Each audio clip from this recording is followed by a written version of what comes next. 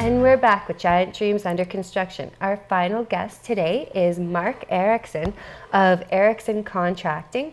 He is a local home builder and who has done amazing things with his knowledge and experience.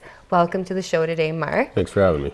So first of all, you started your company in 2007, you said. Yeah. You started as a small renovation company, but you've been I actually started in new construction. Oh, right away? Yeah. Okay. So you said you had 20 years of experience. You're a journeyman carpenter. You've jumped through all of these hoops and obstacles that have been in anyone's path in trades. Done it all.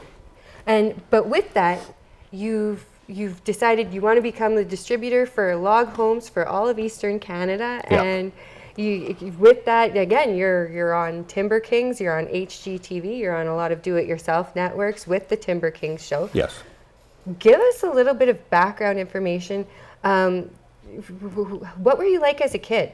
You said you liked to build things your whole life. What were you like as a kid?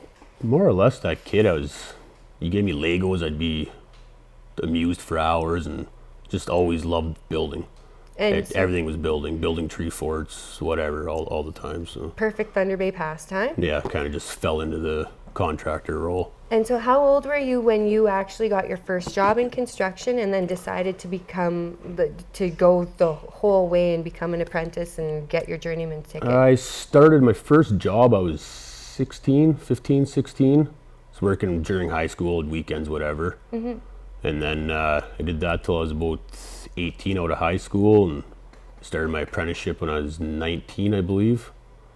And you did that through Con College also? Yeah, through the Con College here, yeah. Nice. Yeah, three times here.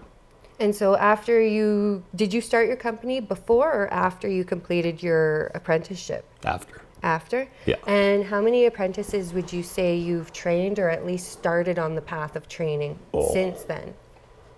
15 maybe. That's incredible. That's awesome, and especially considering you can only have so many at a time. Yeah, it's hard to get apprentices right now. The ratio they got is it's kind of unrealistic. At one point they did have it at 5-1, which is crazy, right? I'm not going to hire 5 journeymen to have 1 apprentice. No, it's just not feasible in business. No, so now at least it's 1-1, right? I don't even know if they got it down to that. Last I heard it was still 3-1, but okay. I think they're working on changing that again. Okay, so and right now you have 10 employees, or approximately 10 employees, and so they're all Thunder Bayers, they're all learning the trade through you, and they're all supporting their families here. Yes, exactly. So, which is awesome, and it's great that you actually do help support the community, even just as the employment aspect. I'm only as good as my crew, right? There's a lot of really talented guys in Thunder Bay here. And that's spoken like a true leader. You don't just take all of the credit for yourself. Now, I mentioned that you first of all, you're the distributor for log homes for Eastern Pioneer Log Homes, which is their gorgeous homes. But with that opportunity came another even bigger opportunity, where you've been on HGTV, you've been on all these networks with the Timber Kings show. Yeah. Do you want to tell us a couple of places that you've gone to do these actual nation or national shows? We did a big one in Kenora last April, I believe it was.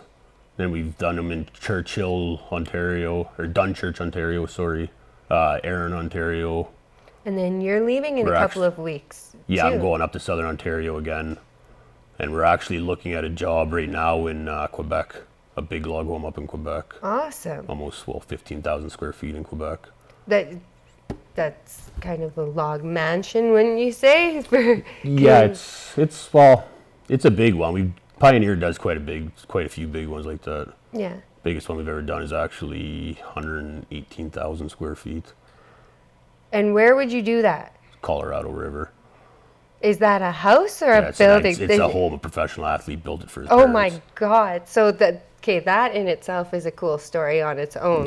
Like what would you put in a professional athlete's log home? You know what? I don't know. It's insane. There's 57 bathrooms in there, I believe, and we have video of transport trucks driving into the living room and offloading equipment. Okay, that is super cool. It's pretty crazy home. Yeah, I would love to see those videos. Yeah.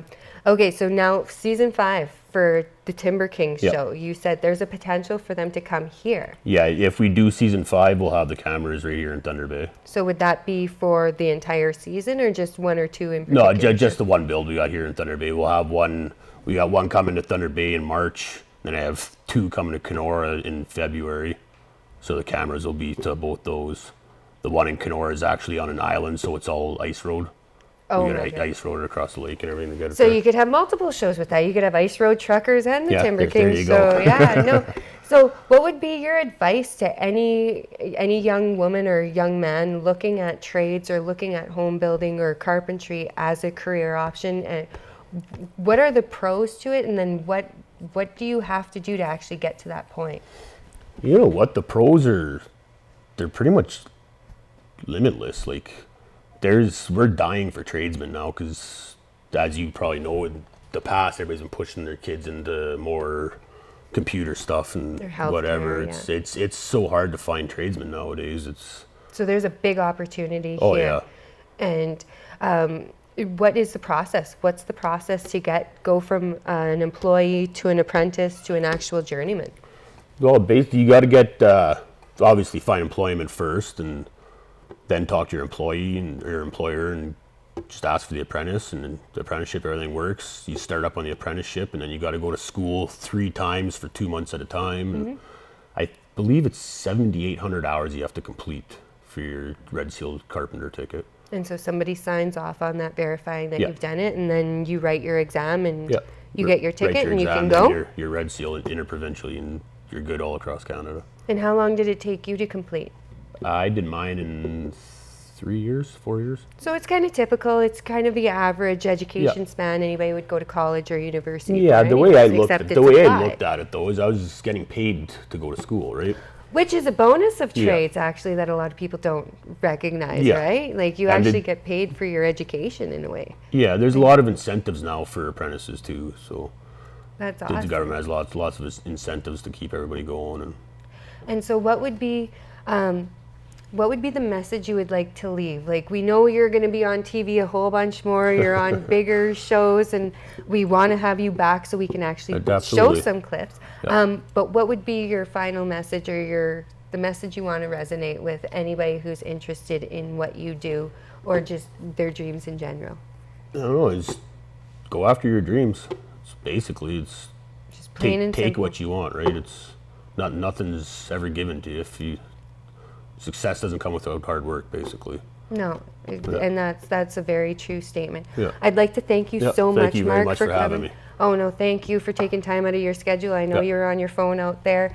And thank you all, Thunder Bay, so much for tuning in to another episode of Giant Dreams Under Construction, and we hope to see you again next time.